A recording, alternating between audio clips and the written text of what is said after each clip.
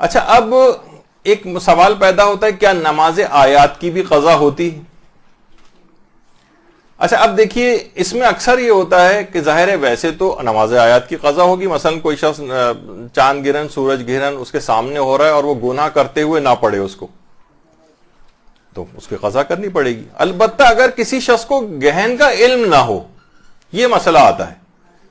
تو پھر دیکھا جائے پھر نا اس مسئلے کے دو حصے بن جاتے ہیں۔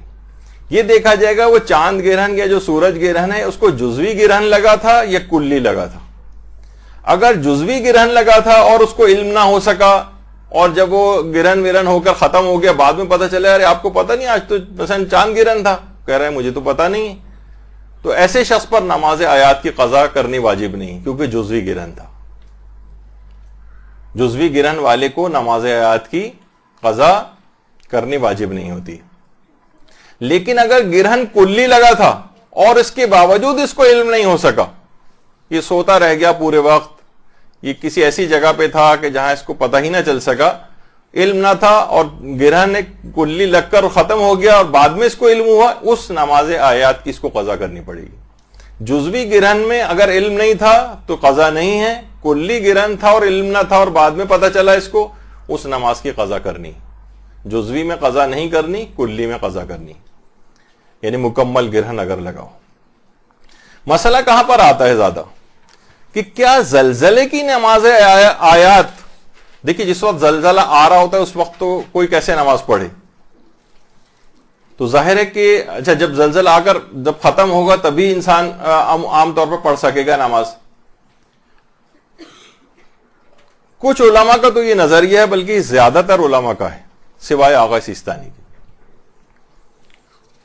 کہ زلزلے کی جو نماز آیات ہے نا یہ کبھی قضا نہیں ہوتی، اور احتیاط واجب یہ ہے کہ بعد میں بھی کبھی بھی اس کو پڑھ سکے، اس کو پڑھنا ضروری۔ یعنی یہ نہیں سوچ سکتا کہ بھائی اب تو 1 گھنٹہ گزر گیا، 2 گھنٹے گزر گئے، 5 دن گزر گئے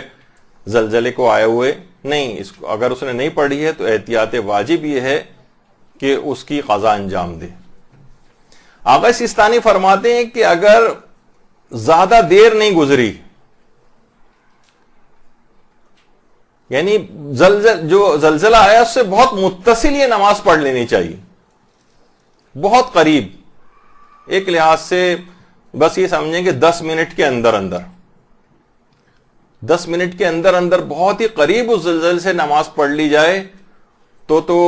وہ پڑھنی واجب ہے۔ لیکن اگر یہ بالفرض گناہ کرتے ہوئے گھبراہٹ میں کسی وجہ سے نہ پڑھے اور اتنا ٹائم گزر جائے، سیٹل ڈاؤن ہوتے ہوتے آدھا گھنٹہ لگ گیا، 1 گھنٹہ لگ گیا، اب اس پر زلزلے کی نماز آیات کی قضا واجب نہیں ہے،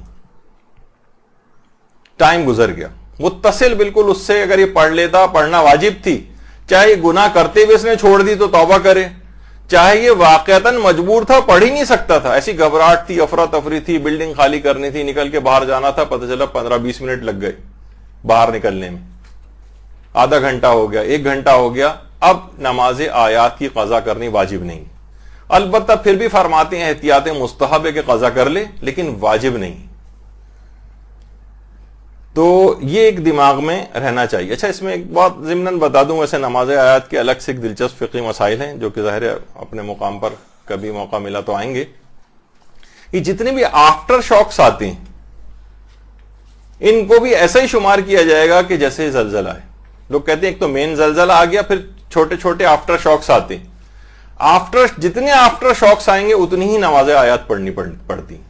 بعض اوقات یہ ہوتا ہے کہ 20 آفٹر شاکس آتے ہیں، 10 آفٹر شاکس آتے ہیں، ہر آفٹر شاک کو ایک الگ زلزلہ شمار کیا جائے گا شریعت میں، اور آپ کو اتنی ہی نماز آیات پڑھنی پڑیں گی۔ البتہ وہ ضرور ہے کہ اس نشانی سے متصل اتنا زیادہ وقت نہ گزر جائے کہ بہت تاخیر شمار ہو، بہت قریب پڑھ لی جائے تو صحیح ہے، لیکن اگر گناہ کرتے ہوئے چاہے چھوڑی ہے وہ نماز، یا نہیں پڑھی آپ نے اور اتنی تاخیر ہو گئی، یا یہ کہ واقعی کوئی عذر ہی پیش آ گیا تھا کہ نماز پڑھ ہی نہیں سکتے تھے کیونکہ بغیر وضو کے نہیں ہوتی، وضو کا پانی اس وقت جانا وہ اویلیبل نہیں تھا، بلڈنگ کو خالی کرنا تھا، ایک جان بچانی بھی لازمی تھی، اور اتنا وقت گزر گیا، تو بہرحال پھر اس کے بعد اتنا وقت اگر گزر جائے تو اس نماز آیات کی قضا نہیں ہوتی، یعنی زلزلے کی وجہ سے جو واجب ہوتی۔ لیکن باقی جو اور علماء ہیں، رہبر معظم ہیں، آیت اللہ خوئی ہیں، دیگر اور علماء ہیں وہ کہتے ہیں احتیاط واجب ہے کہ بعد میں بھی اگر آپ نے اس وقت نہیں پڑھی ہے تو بعد میں بھی اس کی قضا انجام دینا ہے بر بنا احتیاط واجب. لیکن آغا سیستانی کا صرف اس میں ایک اختلاف ہے.